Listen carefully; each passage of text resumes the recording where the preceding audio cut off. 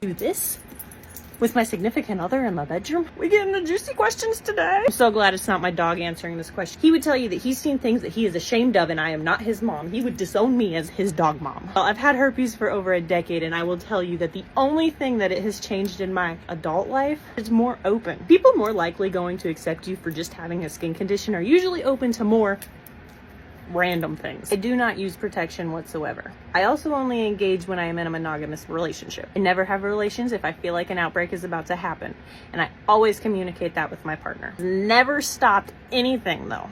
If my partner doesn't want to do something, that is completely on them to decide. However, my partners also in life have never denied me anything that I've wanted. You can do anything with your significant other that your significant other and you are okay with. It is all about consent and communication. Remember that. Consent and communication. If you guys are comfortable with doing anything, then do it. If your partner is not comfortable with it, take that into consideration for them, because that is their right. What do you mean by take that into consideration with them? If a guy, for example, decides that he wants to partake in sex with a young lady, right? And she says, you know what? I'm not really comfortable with this. But then he says, okay, I'll take that into consideration. How do you think that will play out? You know what I'm saying? Like, what is taken into consideration when it comes to sexual relations, consent, and then having sex with somebody, despite the fact that you let them know what your intentions are, or in her case, what you have? What is this whole take it into consideration thing? Because if the roles were reversed, they would basically label that as, you know what, I don't really even have to say it. But then, in addition to that, the whole idea behind she's been infected for over a decade, in which, again, this woman is claiming to be a herpes advocate. Let me say that again.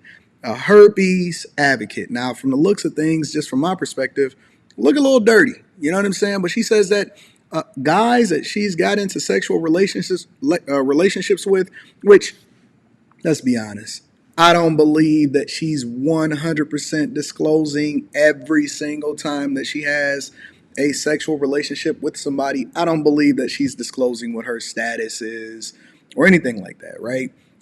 That's A. B, I do believe that guys be seeing it through regardless of what her circumstance is. But C, she says something that really, really caught my eye. And she says, if I feel like I'm about to have an outbreak, what do you mean if you feel like you're about to have an outbreak? And then they want to try to conflate the argument or conflate what it is that they're having a conversation with you about, talking about consent. I don't consent to catching herpes. How about that? If I feel like I'm about to have an outbreak. Unfortunately, I do think it's a lot of guys that just see stuff through. She also threw like a fourth or a fifth red flag, depending on what part of the video you was looking at, in which she says that she never, and I repeat, never have protected sex. I'm so weirded out about the society and the space that we live in, and that when did it be cool to not have protected sex? First of all, you can get pregnant. Secondly, you can catch another STI or STD that's outside of herpes, and I wouldn't put it past her to have had another STI or another STD as a result of it. And so, you know, I guess we just living in Sodom and Gomorrah, and it really doesn't matter. You can be dirty. You can just say, hey, I got it, and then see if people are still willing to rock with it. You can say, if I feel like I'm about to have an outbreak. What do you mean? Maybe I'm just not educated enough. And it's funny because I seen a woman, a black woman at that, come to this woman's defense on another video that I reacted to, where she was disclosing when I first found out that she had herpes. And then you guys sent me this follow-up video as a result of it. And she has a really big following. I seen a black woman with some squiggly hair, basically that has herpes, I'm assuming, because she was advocating for it also, which that is so weird to me that you become a herpes advocate. But I seen another black woman, and she was coming to this woman's defense, and she was saying that I'm crazy or I'm ignorant because the majority of people walking around out here got herpes. So that don't mean that I want it, and that don't mean that I'm interested. which is another reason why it's so easy for me to operate with dick discipline, because, you know, when I weigh the pros and the cons, it just really doesn't seem worth it. It doesn't seem worth it to engage in a situation where the minute after you have post-nut clarity, you got 100,000 possibilities of what could went wrong, and you have no clue of what it is that you're walking around with from a person or from people that are herpes advocates. I'm gonna just go ahead and stand on the sideline and observe from over here. And this is one of the reasons why when people say stuff like, well, how do you know if you haven't been through it? Well, I'm pretty sure that I can advocate against going to prison, because there's certain things that pass the test, right? I'm pretty sure I can advocate staying away from prison. Just on the abundance side, hey, it's so much more freedom out here. At the very least, I can go outside, look at the water, have a good time, go shopping. I can sleep all day. I ain't got to worry about getting up for chow. I ain't got to worry about getting stabbed. I don't have to go to prison to advocate against going to prison. I don't have to have had a venereal disease in order to advocate against getting a venereal disease. I don't have to get a woman pregnant in order to advocate against family court laws that's bad for men. And I certainly don't have to have herpes, which, to my knowledge, to my understanding, is still incurable. I don't have to have herpes in order to advocate against being a herpes advocate.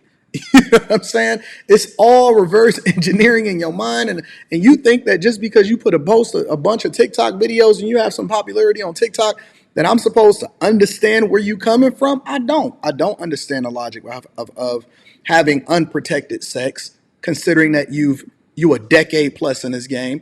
I do not understand the logic behind if I feel like I'm about to have an outbreak. I do not understand the logic of if they still want to see it through and all of this other type of stuff.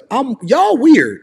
I'm weirded out because y'all weird. Y'all are some weirdos, and you're not gonna normalize it. I hate when when I look across social media and I come across a video and somebody say, "Let's normalize." No. I'm not gonna normalize it.